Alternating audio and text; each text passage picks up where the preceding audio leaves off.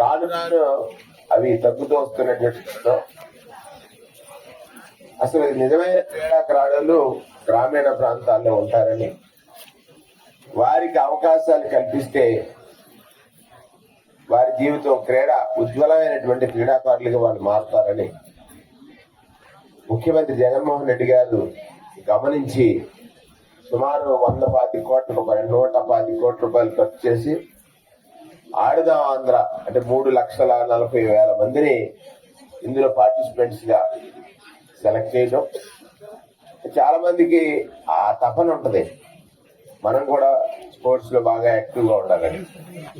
But వాళ్ళకి అది ఆ అవకాశాలు దక్కనే పరిస్థితులు ఉంటే సరే మట్టిలో ఉన్న మాణిక్యాలను వెతికి తీసి మణిహారాల్లో అమర్చాలని, లేకపోతే ఆ కిరీటాల్లో వాళ్ళని దిద్దాలనే ఉద్దేశంతో ఇవాళ ఆడుదాం ఆంధ్ర అనేటువంటి కార్యక్రమాన్ని ముఖ్యమంత్రి గారు ప్రారంభించారు. సచివాలయ సిబ్బంది ఉన్నారు. అంటే ముఖ్యమంత్రి గారి ఆలోచన విధానం ఒక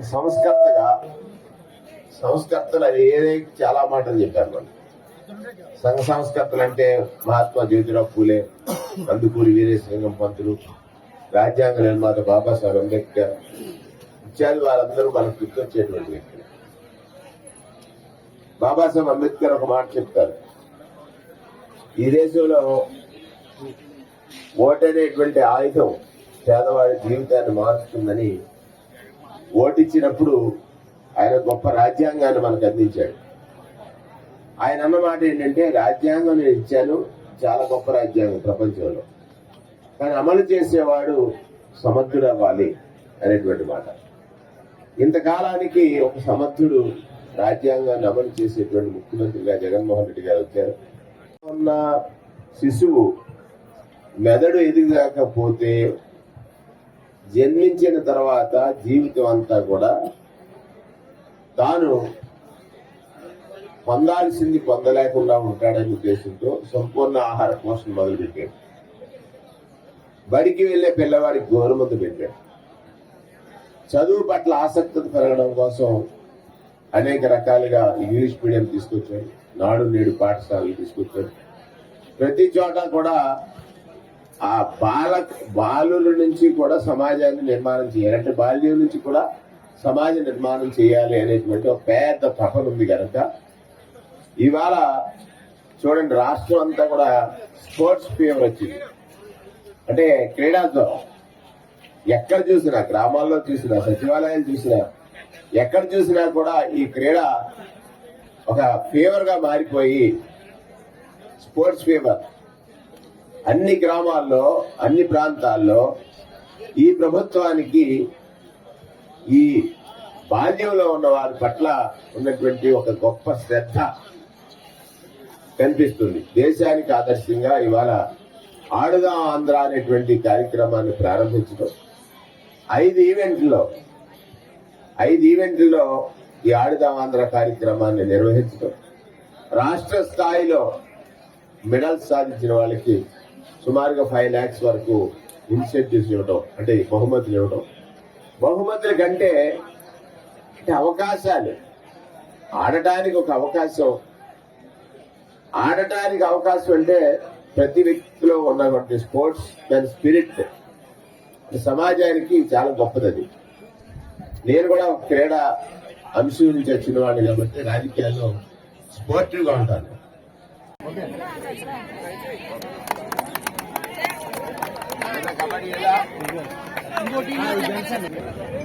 సెల్ ఫోన్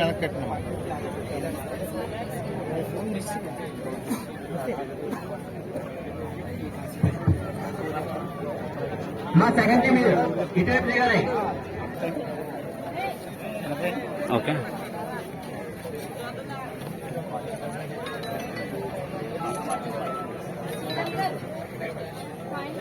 రెడ్డి గారు ప్లేయర్స్ అందరూ కూడా రెడీగా ఉంటారు, తిట్టుకుంటూ రెడీగా ఉంచండి.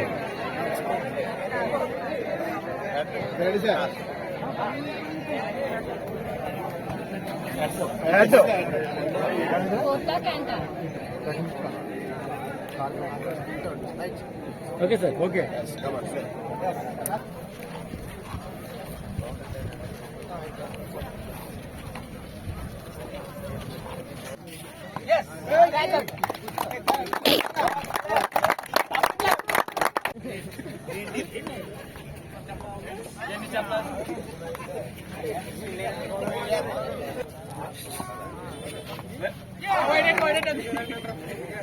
కోనసీమ జిల్లా రామచంద్రపురంలో మంత్రి వేణు ప్రారంభించారు. ప్రస్తుతానికి వేణు మనతో పాటు ఉన్నారు. వారిని అడిగి మరింత సమాచారం తెలుసుకునే ప్రయత్నం చేద్దాం. ఆడదాం ఆంధ్ర ఒక అద్భుతమైనటువంటి కార్యక్రమం.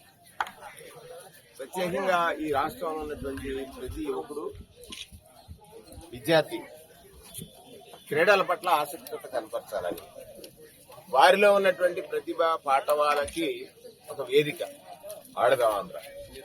వారిలో ఉన్న ప్రతిభా పాఠవాలకి ఒక వేదిక ఆడదాం ఆంధ్ర.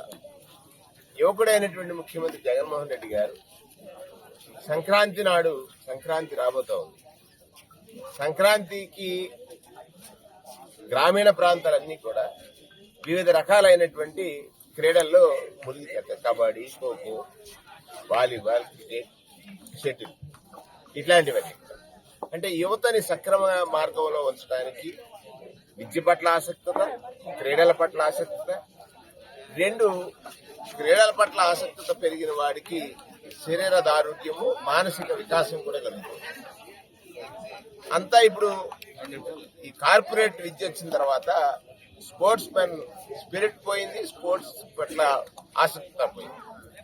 ఇప్పుడు విద్యార్థి అంటే పరిపూర్ణుడిగా ఉండాలని, అన్ని రంగాల్లో కూడా రాణించాలని, కావాలని సుమారు 125 కోట్లతో ఆడదాం ఆంధ్ర కార్యక్రమాన్ని ముఖ్యమంత్రి గారి గుంటూరులో ప్రారంభిస్తున్నటువంటి పనులు చూస్తుంటే, యువకుడు అంటే సమాజ హితానికి లేదా సమాజం ఎదుగుదలకి ఎవరు కారకులు అన్నప్పుడు బాల్యం నుండి కూడా వారిని తయారు చేయాలి.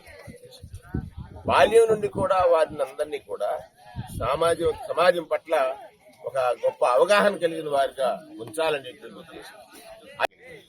అన్నిటికంటే ముఖ్యంగా ఈ రామచంద్రపురంలో ఉన్నటువంటి అశాంతికి ప్రశాంతత వచ్చింది.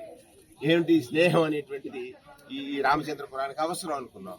సేవకుడిగా నా బాధ్యత నేను నిర్వహించాను.